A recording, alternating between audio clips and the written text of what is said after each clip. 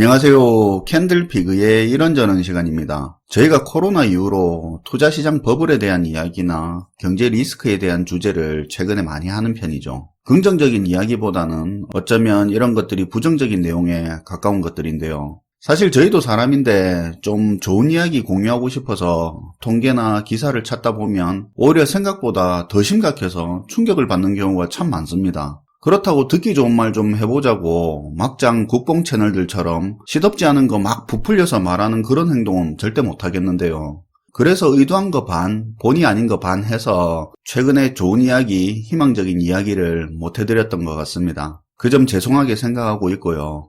아무튼 최근에 그런 내용이 많다 보니까 영상의 의도와는 다르게 오해하는 분들이 많이 늘어나더라고요. 나라 망하라고 기우제 지내냐는 분들도 있고 교묘하게 정권 욕한다는 분들도 있고 뭐 다양한데요. 원래 영상의 목적을 오해하는 분이 어느 정도는 있었지만 안 좋은 경제 상황 이야기가 많다 보니까 이런 분들이 갑자기 많이 늘어서 오늘 이야기를 한번 해볼까 합니다. 너희들 이야기만 들으면 이미 경제위기 터지고도 남았겠다 그런 이야기를 많이 하는데요.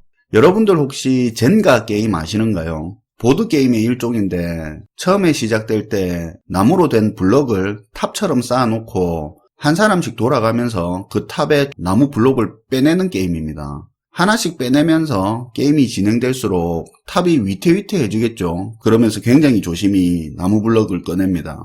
나무 블럭을 많이 뺐는데 그 탑이 의외로 안 무너지고 잘 버틸 때도 있고 게임 시작하자마자 생각지도 못한 곳에서 무너져 내릴 때도 있습니다. 정상적인 경제 상황을 처음 시작할 때 젠가 게임이라고 생각한다면 경제적인 리스크가 생길 때마다 그걸 나무 블럭 하나씩 빠져나가는 거라고 생각해 볼 수 있는데요. 양호한 경제 상태에서야 리스크가 생겼다가 해소되기도 하면서 빠진 나무 블럭 공간을 다시 채우기도 한다고 그렇게 볼 수 있을 것 같습니다.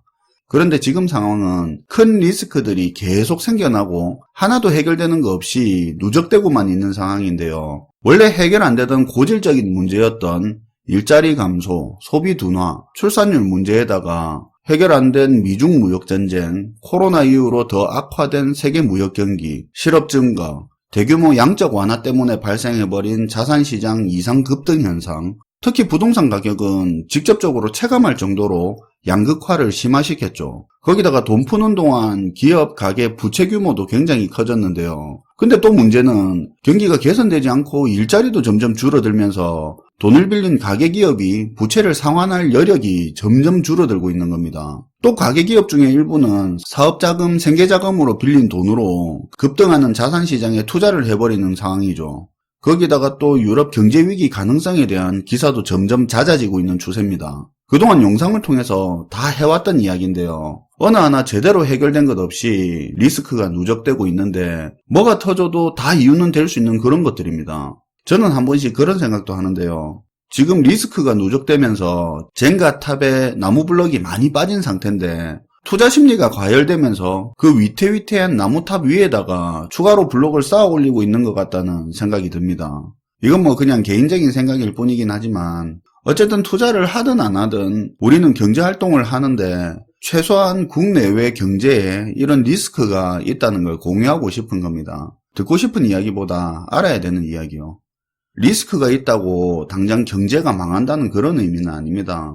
직장인한테 가장 큰 리스크가 터지는 게 뭡니까? 실직이죠. 우리 건강에서는 큰 리스크가 암인데요. 그런데 실직했다고 암 걸렸다고 바로 망하거나 죽는 거 아니지 않습니까? 사람 따라 다르겠지만 실직에도 큰 병에 걸려도 몇 개월 몇 년은 버티고 그 이후에 확 꺾이면서 문제가 발생하죠. 근데 그 전에 일자리를 다시 찾던가 병을 완치할 수도 있는 겁니다. 지금 저희가 공유하는 정보는 암 걸릴 확률이 혹은 실직할 확률이 높아지고 있다는 그런 리스크를 말하는 거고 그걸 같이 알고 조심했으면 좋겠다는 겁니다.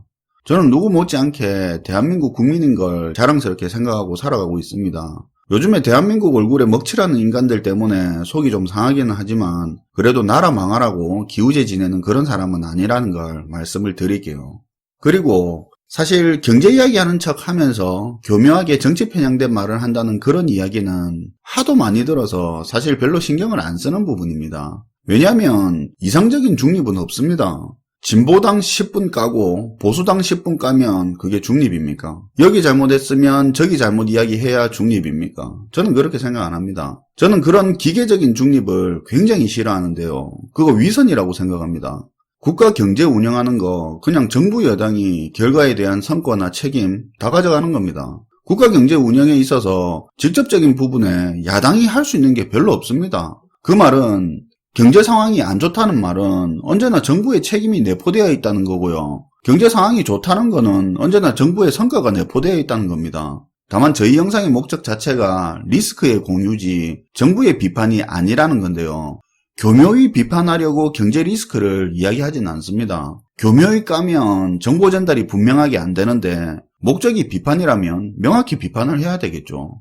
정권이 바뀐다 하더라도 지금 하고 있는 경제 리스크에 대한 부분은 지금처럼 그대로 진행할 거고요. 비판하고 싶은 부분이 있다면 그렇게 할 겁니다.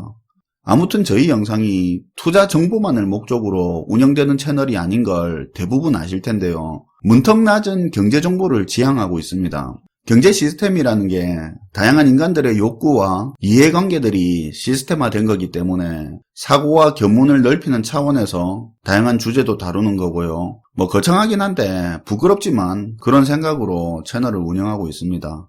투자를 부추기는 교묘한 홍보성 정보도 많고 너도 나도 투자하려고 하는 상황에서 다른 이야기 하는 사람도 필요하지 않겠습니까? 저희가 최근에 리스크에 대해서 계속 이야기하는 게 투자하지 마라 지금 팔아라 겁주는 거 아니고요. 하실 분들은 알아서 하시되 이런 부분은 감안하시라는 의미입니다. 우리가 목적지까지 운전해서 갈 때 빨리 가는 것보다 안전하게 가는 걸 중요하게 생각하잖아요. 도로에 보면 표어 중에 빨리 가봐야 5분 이런 게 있는데 투자도 너무 급하게 가려고 할 필요 없고 주위를 둘러보면서 안전하게 가는 게 실제로는 더 빠르지 않을까 합니다. 죽을 때까지 언제든지 평생 동안 할 수 있는 게 투자지 않습니까? 어쨌든 캔들스토리 채널에서는 이런 이유로 리스크 이야기를 최근에 많이 하고 있는 거니까 몰랐던 분들이 있다면 그 부분은 알아주셨으면 합니다. 시청해주셔서 감사하고요. 지금까지 캔들피그의 이런저런 시간이었습니다.